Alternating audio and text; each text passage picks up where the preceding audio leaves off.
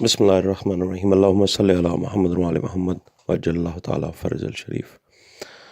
آج کی گفتگو سادات کے حوالے سے کہ آج کے دور میں اور کچھ گزرے دور میں جو سادات کے خلاف تحریکیں چلی گئیں، جو چالیں چلی گئیں، گفتگو کا آغاز جو ہے وہ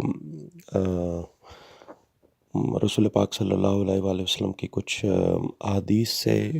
کریں گے شروع۔ اس میں رسول پاک صلی اللہ علیہ وآلہ وسلم فرماتے ہیں کہ میری اولاد کی عزت کرو،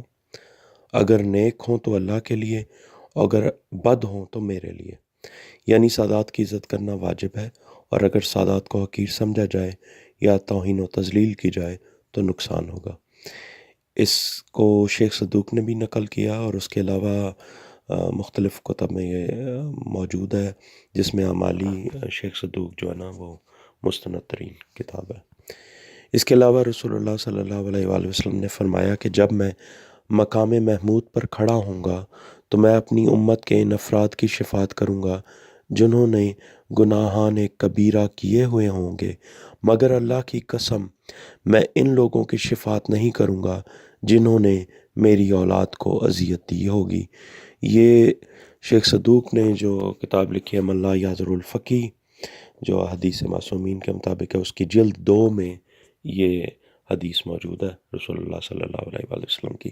اور اگر آپ عربی میں دیکھیں گے تو صفحہ 42 ہے، اور اگر اردو والی میں دیکھیں گے جلد 2 تو صفحہ 48 ہے۔ اس کے علاوہ حدیث ہے رسول پاک کی صلی اللہ علیہ وآلہ وسلم کی کہ آپ نے فرمایا میں قیامت کے دن 4 قسم کے لوگوں کی شفاعت کروں گا، خواہ وہ اپنے ساتھ ساری دنیا کے گناہ ہی کیوں نہ لے آئیں۔ اندازہ لگائیں کہ اگر ساری دنیا کے گناہ بھی لے آئیں پھر بھی رسول اللہ صلی اللہ علیہ وآلہ وسلم کہہ رہے ہیں کہ میں ان کی شفاعت کروں گا۔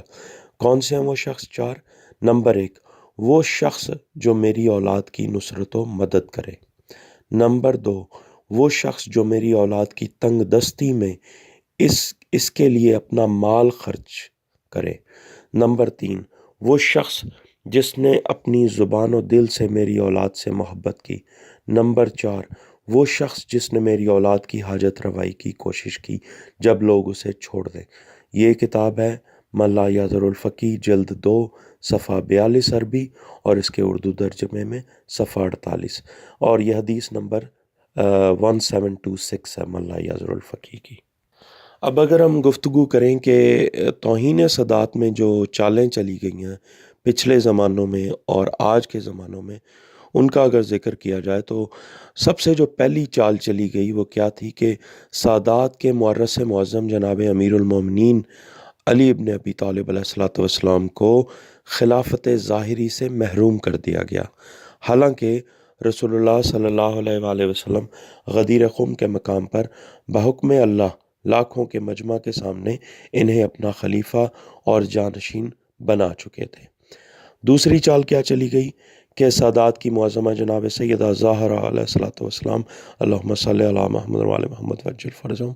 کو ایک جھوٹی حدیث جو حکم قرآن کے خلاف تھی اس کو گھڑا گیا، اور بی بی پاک سیدہ سلام اللہ علیہ کو اپنے بابا صلی اللہ علیہ وآلہ وسلم کی وراثت سے محروم کر دیا گیا۔ تیسری چال کیا تھی؟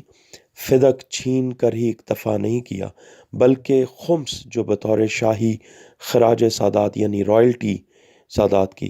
ان کی ذاتی ضروریات کے لیے اللہ کے حکم کے تحت جو مقرر تھا اس کو بند کر دیا گیا۔ اور آج کے دور میں چند دین فروش جو ہیں انہوں نے اس کو اپنا کاروبار بنایا اور عوام کو لوٹنے کا ذریعہ بنایا، اور اس کی ایک پائی تک کسی ضرورت مند سید کو نہ دی گئی، بلکہ اس حد تک کہ کئی غیر سید دین فروش خود ساختہ عالم دین اس کو اکٹھا کر رہے ہیں، اور سادات کے سادات کے لیے جو چیز ہے اس کو یہ اکٹھا کر کے اپنے اوپر لگا رہے ہیں۔ چوتھی چال کیا تھی کہ خاندان سادات کو عوام کے سامنے ذلیل کیا جانے لگا، جو کہ وہی چال تھی جو قرآن میں بھی ہے سورہ نمل میں کہ ملکہ سبا نے سلطنت کے اراکین سے یہ کہا تھا کہ جب بادشاہ کسی ملک میں داخل ہوتے ہیں تو اسے اجاڑ دیتے ہیں اور وہاں کے عزت داروں کو ذلیل کرتے ہیں۔ پانچویں چال کیا؟ یہ بہت چالاک اور دماغ کی جو ہے نا، بہت چالاک دماغ تھا اور نہایت بڑی چال تھی اس کی، حاکم شام لعین کی، جس نے سادات سے شدید دشمنی کی تھی۔ اس نے حکم دیا تھا کہ ہر مسجد میں نماز کے بعد مولا علی علیہ الصلوۃ والسلام اور دیگر خاندان سادات علیہ الصلوۃ والسلام کے افراد پر سب و شتم کیا جائے، یعنی نعوذ باللہ گالی گلوچ کی جائے، بے شمار لعنت ہو ایسے لوگوں پر۔ یہ تھیں جو چند چالیں جو گزرے زمانوں میں ہوئیں۔ اس کے بعد کیا ہوا؟ اگر آپ آج کے دور میں دیکھیں تو 1949 میں ایک اینٹی سادات تحریک چلی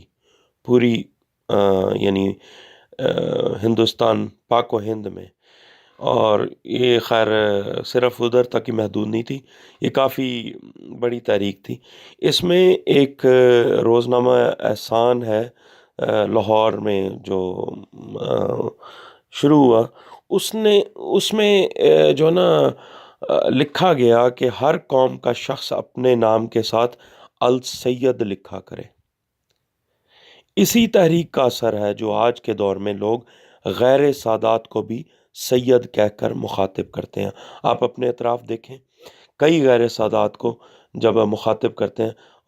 لوگ مخاطب کرتے ہیں، ہم تو نہیں، خیر لوگ مخاطب کرتے ہیں تو سید کہہ کر مخاطب کرتے ہیں کہ سید۔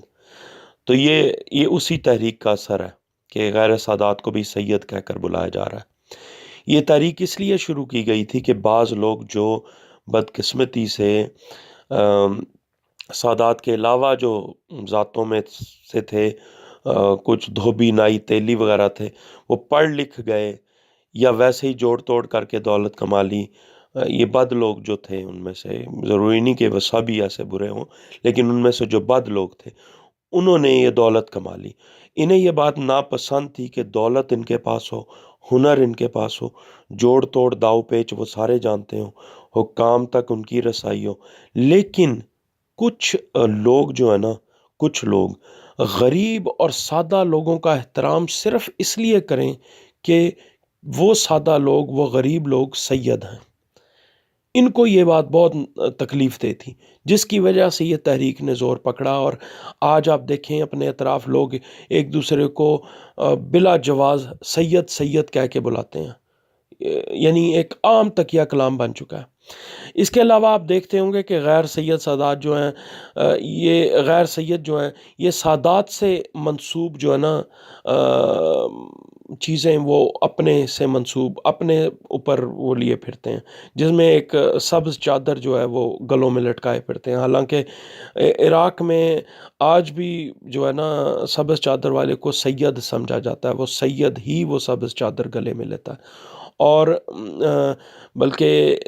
پچھلے دور میں تو یہ تک ہوتا رہا عراق میں کہ اگر سید کوئی وہ سبز چادر کوئی لینے آ جاتا تھا کسی دکان پر، تو وہ اتنا احترام کرتے تھے اور بہت زیادہ عزت کرتے تھے۔ آج کے دور میں اگر آپ عراق میں چل جائیں، ان کو وہ بالکل ہی وہ ختم ہو گئی ہے، کیونکہ ان کو پتہ چل گیا کہ غیر سید بھی جو ہے نا وہ سبز چادریں گلوں میں لٹکائے پھرتے ہیں۔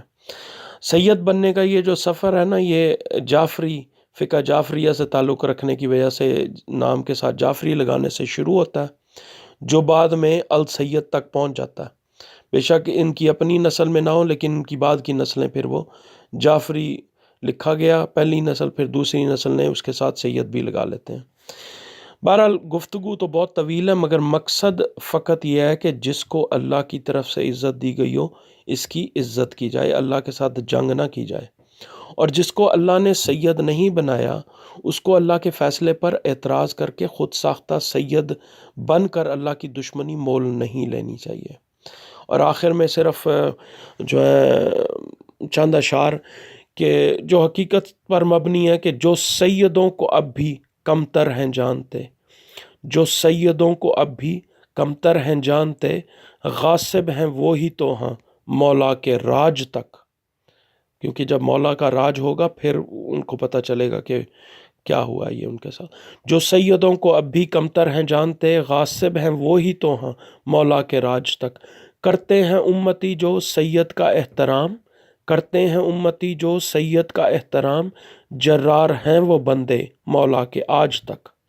اللہم صلی علی محمد و علی محمد وجل اللہ تعالیٰ فرج الشریف۔ اس گفتگو کو تمام لوگوں تک پہنچائیں تاکہ لوگوں کو سادات کی معرفت حاصل ہو اور ان کو پتہ چلے کہ سادات کی عزت اللہ کی طرف سے لازم قرار دی گئی ہے،